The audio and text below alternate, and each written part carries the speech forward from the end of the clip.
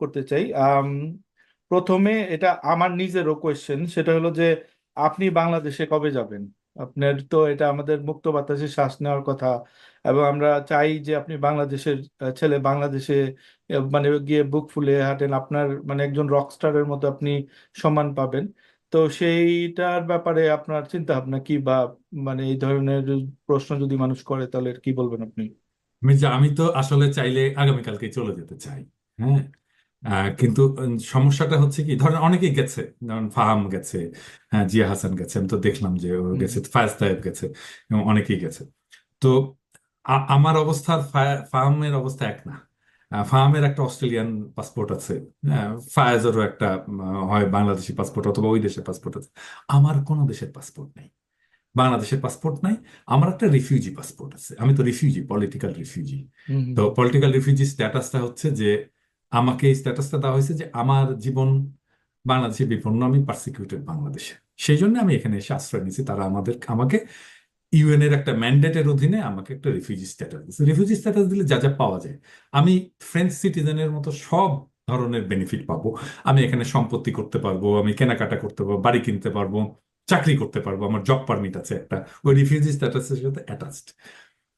তো কিন্তু আমি ভোট দিতে পারবো না, ওই একটা জিনিসই করতে পারবো না। হুম আমি সিটিজেনের সমস্ত সুবিধা পাবো, কিন্তু ভোট দিতে পারবো না। এবং আরেকটা জিনিস হচ্ছে যে আমাকে একটা ট্রাভেল ডকুমেন্ট দেয়, রিফিউজি পাসপোর্ট বলে। ওই ট্রাভেল ডকুমেন্ট দিয়ে আমি পৃথিবীর সব দেশে যেতে পারবো এক্সেপ্ট বাংলাদেশ। বাংলাদেশ ছাড়া আমি আর সব দেশে যেতে পারবো। হুম তো এখন আমার যদি বাংলাদেশে চলে যেতে হয়, তাহলে আমার রিফিউজি স্ট্যাটাসটা ত্যাগ করতে হবে।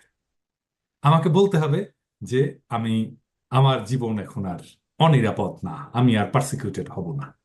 আমি যদি গ্যারান্টি দেই, তাহলে তারা আমার রিফিউজি স্ট্যাটাসটা স্ট্রিপ আপ করবে, মানে কেড়ে নেবে, নিয়ে নেবে, নিয়ে আমাকে হয় পাসপোর্ট ফেরত দেবে, আমি চলে যাব। হ্যাঁ। এখন হচ্ছে কি যে এই প্রসেসটা যদি আমি বলি যে আমার বাংলাদেশে গেলে কোনো সমস্যা হবে না, হ্যাঁ, এইটা একদিকে সত্য এবং মিথ্যা। কেন বলি যে, ধরেন আমি শফিক রেহমানের এক্সাম্পল দিই। শফিক রেহমানকে তো এরশাদ তাড়াইলো, তাই না, দৌড়ানি দিল, হ্যাঁ, জি সেই অনেক আগে। তারপরে হাসিনা আবার দৌড়ানি দিল, তাই না? তো বাংলাদেশে আমি কি নিশ্চিত করে বলতে পারি যে আমি আর যতদিন বেঁচে থাকবো আমি আর সেকেন্ড টাইম আরেকবার দৌড়ানি খাবো না? আমার তো ঘাটতারা, আমি তো সবসময় ঘাটতারামি করবোই। হ্যাঁ। হ্যাঁ হ্যাঁ তো আমি তো second time, third time, fourth time দৌড়ানি খাইতেই থাকবো। হ্যাঁ। তো দৌড়ানি খেয়ে তো আমার একটা আসার জায়গা লাগবে রে ভাই। হ্যাঁ, আমি তো আরেকটু কম বয়সে আসছিলাম, আরো 5 বছর 6 বছর আগে আসছিলাম প্যারিসে। তো আমি যখন আরেকটু বয়স হবে, তখন আবার এই দৌড়ানি খেয়ে আমি কি করব তখন? মানে এখন না চাকরি বাকরি করতেছি, তো তখন কি করব?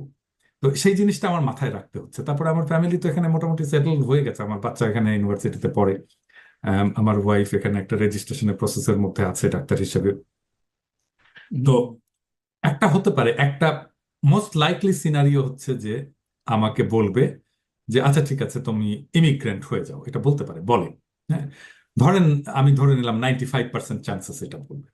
বাট 5% চান্স আছে যে আমার ফাইলটা দেখবে।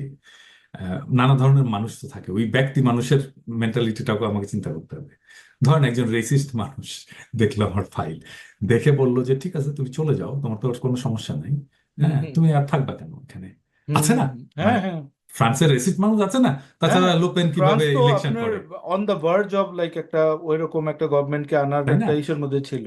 তো তো এখানে ওটা তো হইলে তো ইমিগ্রেন্ট বিরোধী লোকও আছে, তাই না? হ্যাঁ সেই লোকটার যদি, সে আইনত কিন্তু আমাকে বলতেই পারে, এতে কোনো আইনত কোনো সমস্যা নেই। সে আমাকে বলতে পারে ঠিক আছে চলে যাও তুমি। আমি ওই রিস্কটা নেবো কেন রে ভাই? আমাকে যদি চলে যেতে বলে, হ্যাঁ, তাহলে তো আমার এখানে চাকরি বাকরি এটা সেটা সব কিছু বন্ধ করে দিয়ে আমাকে চলে যেতে হবে। শুধু চাকরি বাকরি তো না, আরো আপনি পশ্চিমে থাকেন, আপনি জানেন যে আমরা যারা পশ্চিমে থাকি, আমরা অনেক ধরনের অ্যাটাচমেন্ট থাকে, আমার ফাইন্যান্সিয়াল অ্যাটাচমেন্ট থাকে, আমার ব্যাংক লোন থাকে, আমি পিএইচডি করতেছি, আমার এডুকেশন লোন আছে, আমার বাসার লোন আছে, অনেক কিছু গ্যাঞ্জাম আছে। তো আমি সেটা তাহলে কি করবো? তাই না? একটা মহা ঝামেলার মধ্যে পড়ে যাবো না? তো হুম আমাকে সেই জন্য আমার যেটা পরিকল্পনা, সেটা হচ্ছে যে আমি যেতে পারি, আমি হয়তো চাকরি ছেড়েও যেতে পারি, হ্যাঁ, কিন্তু আমার একটা অ্যাটাচমেন্ট যেন এখানে থাকে, ফ্রান্সে যেন থাকে, আমি যেন চাইলে চলে আসতে পারি এখানে। হ্যাঁ হ্যাঁ এই অ্যাটাচমেন্টটা আমি রেখে তারপরে যেতে চাই, এবং সেই জন্য আমার রিফিউজি স্ট্যাটাসটা ত্যাগ করে একেবারে চলে যাওয়াটা আমার জন্য অপশন না। হুম হুম আমার জন্য অপশন একটা, আমি যদি ইমিগ্রেন্ট হয়ে যেতে পারি। এখন ধরেন আমি পার্সোনালি ইমিগ্রেন্ট হওয়ার জন্য অ্যাপ্লাই করতে পারি, হ্যাঁ, সেটা করার চাইতে করলে যদি ওই চান্স ওই ঘটনাটা ঘটে যে ঠিক আছে তুমি চলে যাও, তোমার তো রিস্ক নাই, তুমি আর থাকবা কেন, এই কথাটা যেন না বলে। সেই জন্য আমার বেস্ট পসিবল অপশন হচ্ছে যে আমি সিটিজেনশিপের অ্যাপ্লাই করি। আমাকে কিন্তু আমার অফিস থেকে অনেক আগে থেকে বলতেছিল যে করো করো করো, সিটিজেনশিপের অ্যাপ্লাই করো। তো এনিওয়ে আমি এটা করে দিয়েছি আর কি।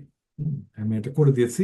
তো আমি যদি ইভেন আমার রিফিউজি স্ট্যাটাসটা ত্যাগও করতে চাই, তাহলেও যে সময়টা লাগবে আর আমার সিটিজেনশিপ পাওয়ার জন্য যে সময়টা, সেটা মোটামুটি একই রকম, কাছাকাছি সময়। তো সরকার চাইলে আমাকে নিয়ে যেতে পারে যে কোনো মুহূর্তে। প্রফেসর ইউনূস চাইলে ফ্রেঞ্চ সরকারের সাথে কথা বলে, তাহলে কিন্তু আমি ইনিশিয়েট করলাম না আলাপটা, আমি বললাম না, হুম। বললো বাংলাদেশ সরকার। সো আমাকে যদি বলে যে ঠিক আছে তুমি চলে যাও, তাইলে বাংলাদেশে চলে যাও, তোমার তো আর রিস্ক নাই, তাহলে আমি বলতে পারবো কি আমি তো বলিনি রে ভাই, আমি কি চাইছি তোমার কাছে যাইতে চাইছি আমি তোমার কাছে, আমি তো বলিনি। হুম। বলছে উনারা, উনাদেরকে বল। হ্যাঁ, আচ্ছা so আচ্ছা। আমার একটা এসকেপ রুট থাকে আর কি বলার। হ্যাঁ মানে হ্যাঁ আমি হ্যাঁ। খুব ক্লিয়ারলি বললাম যে কিভাবে এই না, জিনিসটা ওইটা হয়। ওইটাও একটা ভালো যুক্তি যে, কারণ আপনি তো অলওয়েজ সরকার বিরোধী বা সমালোচনামূলক কথা বলবেন, এবং এখন না হয় আমরা একটা জয়ের ইফোরিয়ার মধ্যে আছি, ভবিষ্যতে কি হবে ইউ নেভার নো। সো আপনার ওই এক্স্যাক্টলি। আজকে যে ফ্রেঞ্চ লোকটা আপনাকে বলবে, সে তো ভবিষ্যতে চিন্তা করতে পারবে না, সে তো জানে না আপনার সম্পর্কে যে আপনি হ্যাঁ, এই ধরনের এক্স্যাক্টলি। অ্যাক্টিভিস্ট লাইফ লিড করেন, যার অলওয়েজ একটা আপনারই থাকে, এগুলা তো বুঝায় বলাও মুশকিল। তো আমাদের ধন্যবাদ, আপনি উম, খুব যুক্তিপূর্ণভাবে বুঝায় বললেন, এবং আমাদের দর্শকদের উদ্দেশ্যে বলতে চাই যে আপনাদের ওয়েট করতে হবে, আপনারা ওয়েট করেন পিনাকিদাকে দেখার জন্য। বাট পিনাকিদা যেই অবস্থানে আছে সেখান থেকেও উনি বিশাল ভূমিকা রাখতেছেন, এবং রেখেই যাবেন, আমরা এটাই আশা করি।